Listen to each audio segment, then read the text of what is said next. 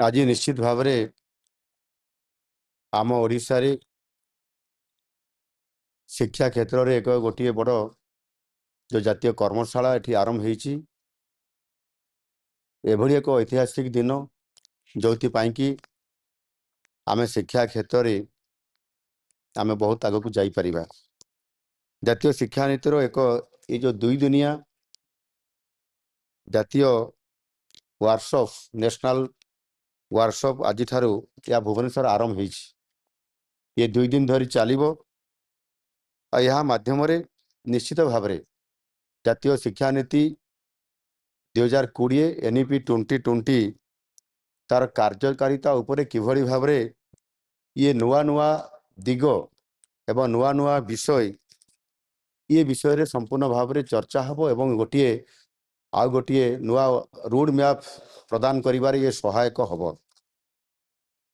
एवं निश्चित भाव में ये भारत को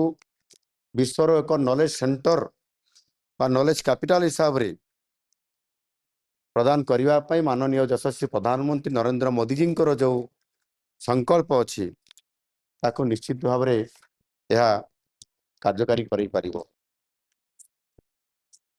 ये जातीय शिक्षा नीतिर सबुठार मूल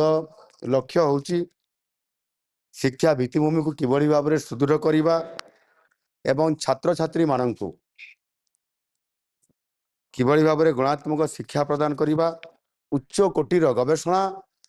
करी किभली भाव में समाने नुआ नुआ जिनस उद्भावन करिबारे सहायक हेबे नवसृजन सृष्टि करि परिबे ये समस्त को आधार करी आज ये कर्मशाला ये मु भावुची निश्चित भाव में आम गोटे बड़ ये गुरुत्वपूर्ण ये हम जातीय शिक्षा नीति 2020 ओडिशा रे 5 वर्ष पर लागू हैला आम सरकार आसिला परे अगस्त 2024 रे याकू आमे लागू करिछु तथापि 5 वर्ष पर लागू करा गले मध्य आमे ताकू अधिक किभली भाव में फोकस करा जाई पारिबो आमे केंद्र सहित समकक्ष भाव में ताकर सहित दौड़ी पारिबु सेथिपाई केंद्र एवं राज्य उभय एथिरे हमकु सहयोग करिसंती सेथिपाई हमरो केंद्र शिक्षा मंत्री धर्मेंद्र प्रधान महोदय हमको यथेष्ट समय देइसंती एवं दिग्दर्शन देइसंती विभिन्न आलोचना प्लाटफॉर्म रे आलोचना करी हमको शक्ति देवा फरे आज आमे गोटे स्पीड रे जीवा अर्थात आमे जातीय स्तर हार रे आमे तांको सहित समकक्ष मध्य आज आमे हेई पारिछु। ये जातीय शिक्षा नीतिर सबुठारु बड़ दिग होउची जे सेथिरे मातृभाषा रे शिक्षा प्रदान करिबा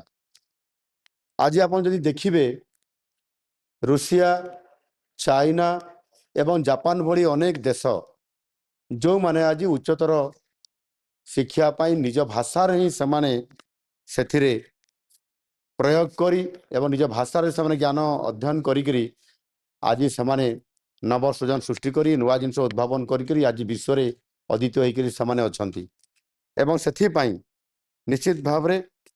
समाने जते बड़े निज भाषा रे अध्ययन करी रिसर्च करी आज श्रेष्ठता प्रतिपादन करि पारुछंती सेही बड़ी परिस्थिति और परिवेश भितर भारत कहीं हो पारिबो नाही एणु जातीय शिक्षा नीति को आज माननीय मोदी जी जेभली भाव में गुरुत्व आरोप करिसंती सेथिरे आम भाषा रे आंचलिक भाषा रे मध्य ताकू प्रयोग करिबा आउ एहा द्वारा आज ओडिशा रे मध्य आमे जातीय शिक्षा नीति कार्यकारी करिबा परे ओडिशा रिसर्च कॉन्क्लेव 2025 रे 600 रु अधिक रिसर्च पेपर पब्लिक सभा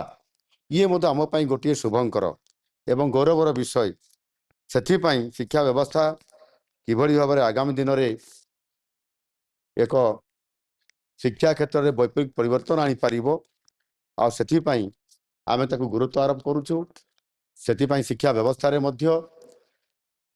जेतेबेले बजेट र कथा आसुची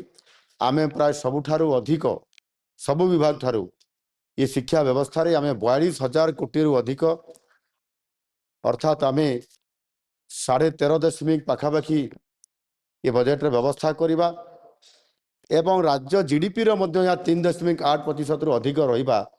ଏହା ନିଶ୍ଚିତ ଭାବରେ ଶିକ୍ଷା କ୍ଷେତ୍ରରେ ଶିକ୍ଷାକୁ ଗୁରୁତ୍ୱ ଦେବା ଏବଂ ଆମ ପିଲାମାନଙ୍କୁ ସେମାନଙ୍କର ଭବିଷ୍ୟତ ପ୍ରତିଯୋଗିତାରେ ଜାତୀୟ ସ୍ତରରେ ଏବଂ ଅନ୍ତର୍ଜାତୀୟ ସ୍ତରରେ କିଭଳି ଭାବରେ ସେମାନେ ସକ୍ଷମ ହୋଇପାରିବେ, ସେମାନେ ଇଣ୍ଡଷ୍ଟ୍ରି ରେଡ଼ି ହୋଇପାରିବେ, ସେମାନେ ବିଭିନ୍ନ ଶିକ୍ଷା କ୍ଷେତ୍ରରେ ନୂଆ ନବସୃଜନ ସୃଷ୍ଟି କରିବାରେ ଉଦ୍ଭାବନ କରିବାରେ ସେମାନେ ଶକ୍ତି ପାଇପାରିବେ। ସେଥିପାଇଁ ତାର ସମସ୍ତ शैक्षिक व्यवस्था भितर रखिक काम करने आज सरकार जत्नवान अच्छा। आगामी दिन निश्चित भाव में आम सफल हबु। धन्यवाद।